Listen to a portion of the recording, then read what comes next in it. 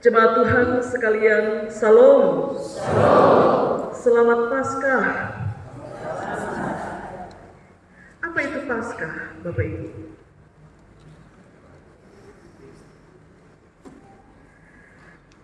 Anak saya bercerita, orang tanya apa itu Paskah, ada yang jawab, Paskah adalah hari kita mencari telur Paskah. Dan dia rasa lucu dengan itu ya. Mama, Paskah itu adalah hari cari telur. Oke Bapak Mama, apa itu Paskah? Setiap tahun kita merayakan Paskah. Tapi apakah kita memahami apa makna perayaan itu? Kaum bapak bikin perayaan Paskah sendiri, kaum ibu bikin sendiri, par bikin sendiri perayaan Paskah par, gitu. Pemuda bikin mereka punya perayaan. Tapi apakah kita memahami apa yang kita rayakan itu? Apa itu Paskah, Bapak Ibu? Kita tahu Paskah akan dirayakan 3 hari setelah Jumat Agung. Tapi apakah kita tahu apa itu Paskah? Bagi saya ini penting untuk dipertanyakan kepada jemaat Tuhan. Karena kalau kita tidak memahami makna perayaan yang kita rayakan, maka bagaimana kita bisa memahami apa pesan yang mau disampaikan? Orang menyebut Paskah sebagai kebangkitan, itu benar. Paskah itu kebangkitan Kristus. Beberapa yang lain menyebut Paskah itu kemenangan, itu juga benar, kemenangan Kristus atas maut.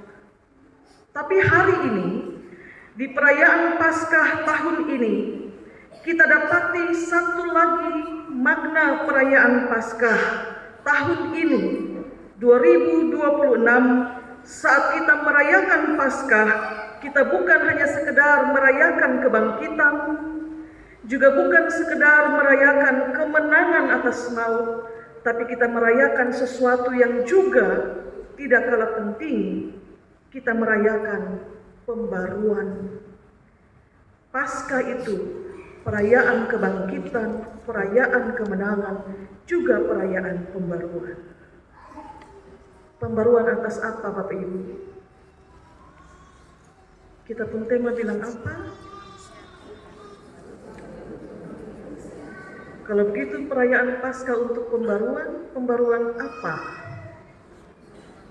Pembaruan kemanusiaan kita.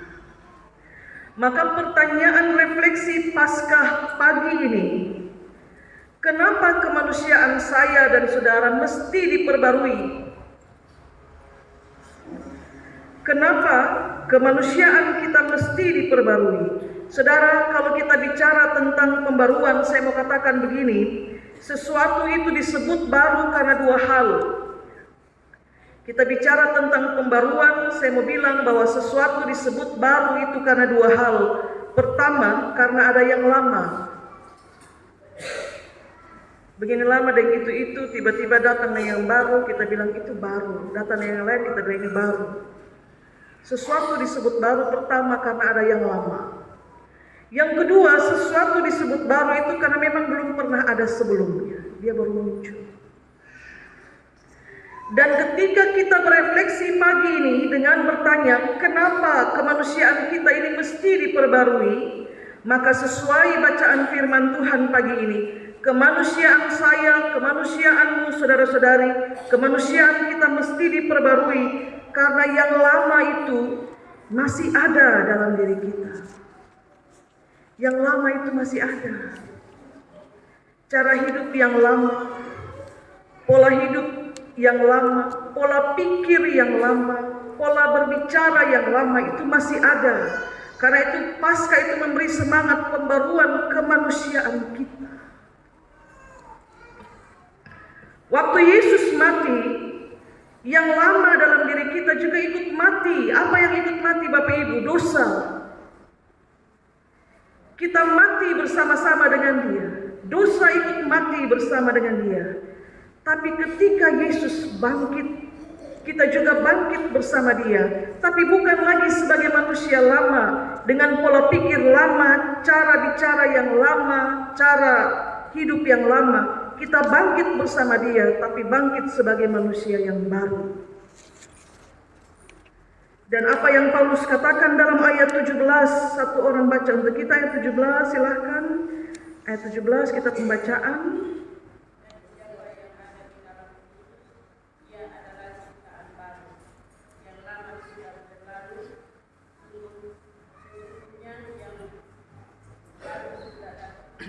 Iya, Mama Sunban. Kelemahan-kelemahan di kehidupan yang lama itu sudah mati. Stigma-stigma buruk yang menempel dalam dirimu, yang ditempelkan bahkan kepadamu untuk merendahkanmu, sesungguhnya sudah mati. Kesalahan-kesalahan masa lalu, dia mati di situ. Pengampunan sudah berlaku atas hidup kita. Kita tidak lagi hidup dalam bayang-bayang masa lalu. Yang lama itu sudah berlalu. Dia sudah jadi mantan, Bapak Ibu. Yang lama itu kita sebut mantan. Yang sudah jadi mantan, biar dia di sana. Tempatnya ada di sana, di masa lalu. Jangan dibawa mantan itu ke masa ini dan juga masa depan, karena pembaruan sudah terjadi oleh kebangkitan Kristus. Saudara yang masih hidup dalam bayangan dosa masa lalu, saya tidak tahu apa bayangan dosa masa lalu yang sementara kau hidupkan hari ini. Saudara-saudari yang masih hidup hari ini dengan membawa rasa kecewa hari kemarin, belum juga bisa berdamai pada Kristus mati dengan membawa dosa kita. Tapi kita masih hidup dengan kekecewaan yang dibawa dari kemarin. Saudara yang masih hidup hari ini dengan membawa luka masa lalu yang juga belum coba untuk disembuhkan, dengarkan ini baik-baik, hidupmu itu terlalu berharga kalau hanya sekedar diisi dengan rasa kecewa yang tidak mau untuk disembuhkan. Kalau saya dan saudara tidak spesial, tidak mungkin Allah rela mengorbankan anak tunggalnya untuk kita.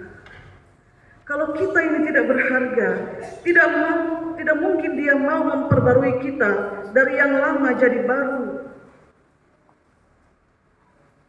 Justru karena kita berharga, yang lama itu harus dilepaskan. Maka ingat saudara-saudari yang terkasih dalam Kristus, Paskah itu kebangkitan. Paskah itu kemenangan, tapi Paskah itu juga adalah pembaruan.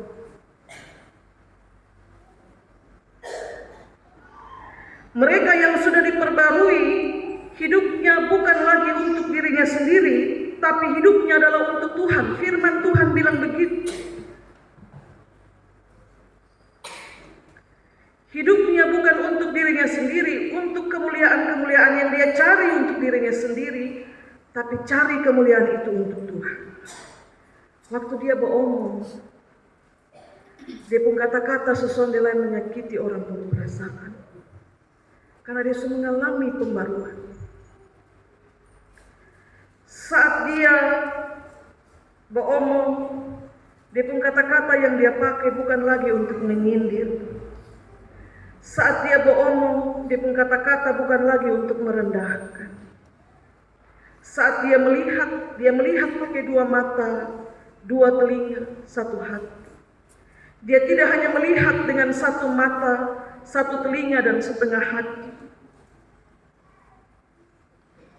Saat dia berbicara, kalau dia sudah mengalami pembaruan, kata-katanya yang keluar itu adalah kata-kata yang menguatkan. Saat dia berbicara, kata-kata yang keluar itu kata-kata yang memberi semangat. Saat dia sudah mengalami pembaruan, kata-kata yang keluar itu kata-kata yang menenangkan. Bukan memprovokasi, bukan memanas-manasi, bukan untuk membuat yang baik menjadi tidak baik. Karena kebangkitan Kristus itu membarui kemanusiaan kita. Terlalu lemah kita dibuat oleh dosa. tapi Kristus menguatkan kita oleh kebangkitannya. Ada bagian yang menarik yang ditulis oleh Paulus dalam bacaan kita. Waktu kita masih hidup dengan cara yang lama, kita menilai sesama kita pakai ukuran manusia. Papa Mama baca itu di ayat 16. Waktu kita hidup dalam cara yang lama, kita nilai sesama kita itu pakai ukuran manusia. Kita pakai semua asumsi kita untuk nilai dia. Padahal kita sadar bahwa mata kita itu hanya melihat yang luar. Kita tidak mampu untuk melihat sesama kita sampai ke dalam hatinya. Maka saat pembaruan itu terjadi atas kemanusiaan kita, kita melihat sesama kita bukan pakai ukuran kita lagi, tapi kita pakai ukuran Allah. Tuhan, mungkin dia begitu karena dia ada susah.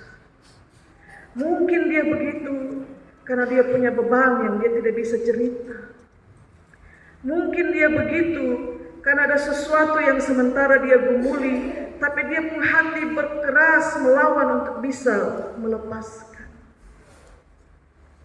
Tuhan, mungkin dia berjuang keras seperti itu karena dia punya anak-anak ada minta sesuatu untuk bisa dia penuhi.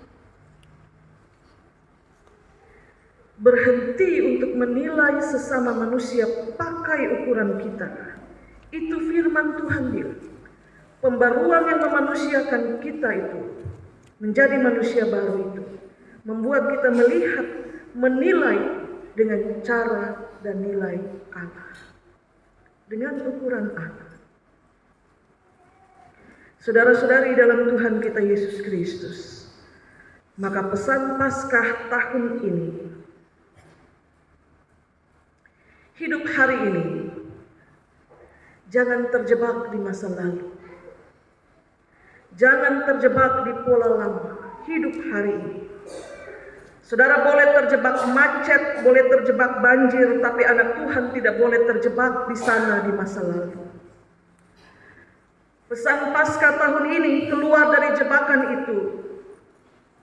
Dan kemudian lihat betapa hidup baru hari ini ternyata jauh lebih indah dari apa yang coba kau pertahankan menjadi status quo di sana di masa lalu.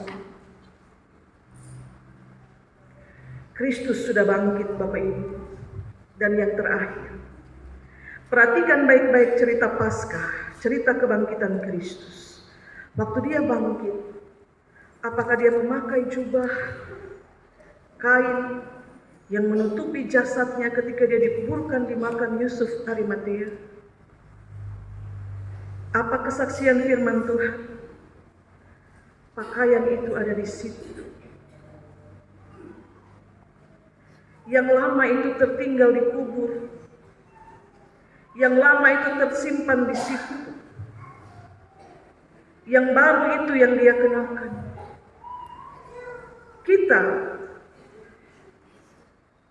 Kita belajar dari cerita kebangkitan. Jangan pakai yang lama saat ada di fase baru. Di fase baru kita jadi manusia baru.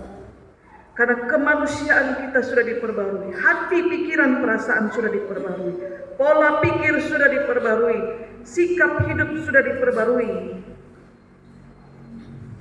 Kita yang lama, yang masih suka bercuriga dan lain sebagainya, mari hidup baru. Karena penegasan firman Tuhan, berilah dirimu diperdamaikan dengan Allah, supaya engkau juga mampu untuk hidup berdamai dengan sesama. Selamat Paskah Bapak Ibu. Selamat Paskah. Kita merayakan Paskah untuk 3 hal: kebangkitan, kemenangan, dan pembaruan. Tuhan berkati kita dengan firman-Nya. Amin.